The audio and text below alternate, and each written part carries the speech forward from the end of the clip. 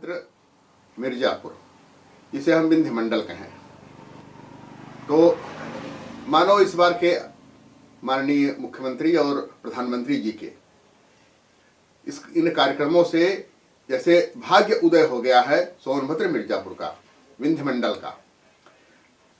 5555 करोड़ रुपए की परियोजना यहाँ पर, जिनका शिलान्यास उद्घाटन हुआ। और ये करमाओं गांव सोनभद्र में धनरौल बांध के पास, यहीं पर माननीय मुख्यमंत्री जी आए, यहाँ पर कार्यक्रम किया इन्होंने, वर्चुअल वार्ता की। और देखें आप तो यहीं के गुरमुरा हाईवे पर गुरमुरा ग्राम की फुलपत्ती देवी ने प्रधानमंत्री महोदय से वर्चुअल वार्ता की।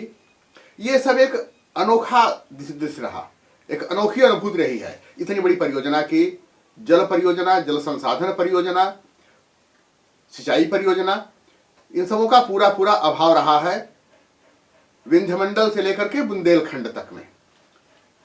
ब्रिटिश हुकूमत में कभी बुंदेलखंड के क्षेत्र और विंध्य के मिर्जापुर और मिर्जापुर के दक्षिणात्य के क्षेत्र को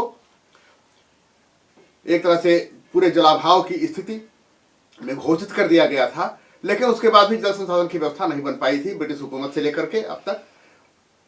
धनरौल बांध जो ब्रिटिश हुकूमत में ही बना था, धनरौल बांध के पास ही यह कार्यक्रम आयोजित हुआ है करमाओं गांव में। धनरौल बांध के पास यहाँ पे नगमा बांध कह लें, सिंचाई के लिए ये परियोजनाएं, पेयजल के लिए भी, तो इस तरह से परियोजनाएं जो पहले लागू हुई थी वही चल रही हैं। और अब हम देखें तो विंध्य मंडल की बात करें, सोनभद्र की बात करें, सोन विंध्य गंगा, सोनभद्र पंचपौराणिक महानद सोनभद्र, सोन जहां बहती है, बहता है कह लें, सोन नद है। तो सोन से लेकर के विंध्य की उपत्यका, कैमूर और विंध्य पर्वत, और उसके फिर उत्तर तरफ गंगा। तो सोन विंध्य गंगा का यह क्षेत्र बड़ा ही आबाद होने वाला है, हो रहा है धीरे धीरे, क्रमिक गतियां बड़ी तेज कर दी गई हैं। यह बड़ा सौभाग्य रहा। और अगर हम देखें विंध्य मंडल की बात करें तो विंध्य मंडल के लिए ही इतनी बड़ी परियोजना लागू कर दी गई। और विंध्य मंडल का क्षेत्रफल देखें मिर्जापुर सोनभद्र का, तो इसे हम कह सकते हैं कि हरियाणा प्रांत के बराबर का क्षेत्रफल है ये, केवल विंध्य मंडल का, ये मिर्जापुर सोनभद्र का हरियाणा प्रांत के बराबर का क्षेत्रफल। इतने बड़े क्षेत्रफल के लिए इतनी बड़ी परियोजना लागू किया जाना, आप देखें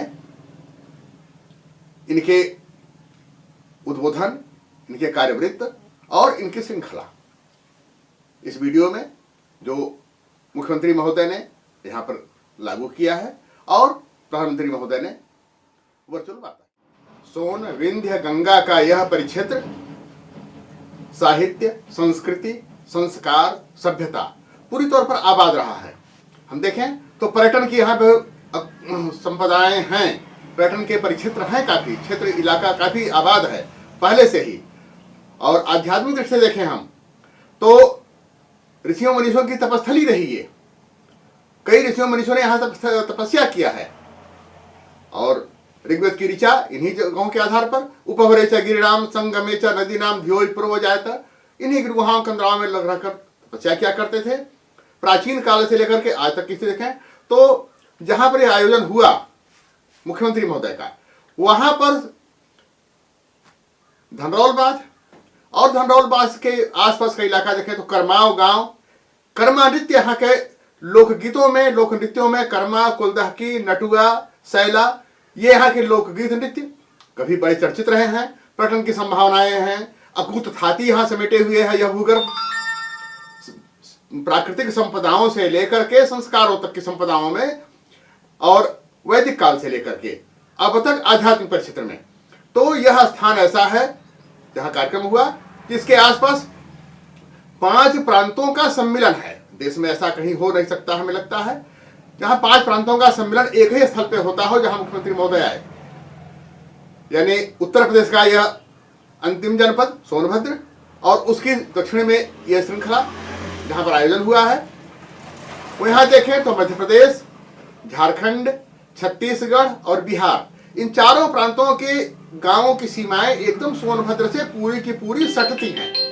तो इनको देखें आप, और यह बड़ी अजूबा है, चीजें हैं यहाँ की थाती और धरोहर, पर्यटन का विकास, बहुत सारी संभावनाएं हैं। आप आयोजन देखें।